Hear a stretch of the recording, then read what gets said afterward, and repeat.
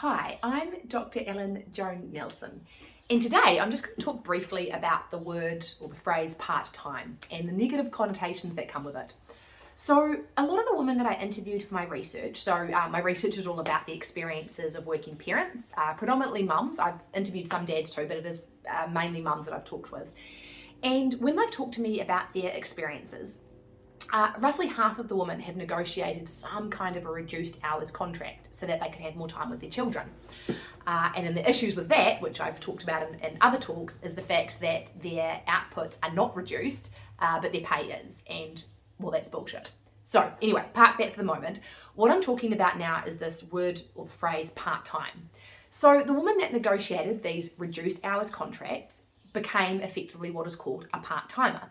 And so they talked about the fact that they worked part-time, and their colleagues talked about the fact that, well, that person's a part-timer, and their manager talked about them as being a part-timer.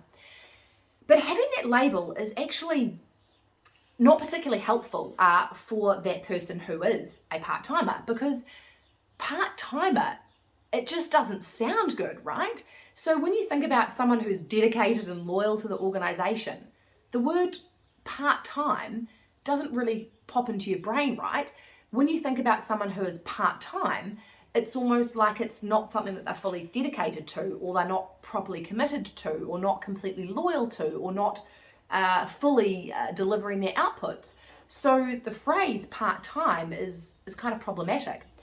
And then what I realized when I spoke to all these women who are, part-time, they were not doing less outputs, i.e. their outputs had not been reduced. So to call them a part-timer, not only is that a word that's not very helpful for them, it's also really unfair and inaccurate, because they're still doing the same workload, yet being called a part-timer, which just isn't accurate. So I just wanted to talk about the fact that organizations should really care a lot more about the outputs as opposed to the inputs, which is the hours. So let's not talk about full-time staff and part-time staff.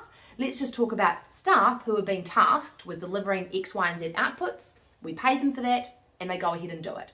Let's not worry about the hours that it takes them to do it. Let's just worry about, are they doing it, and are they doing it well? Thanks very much.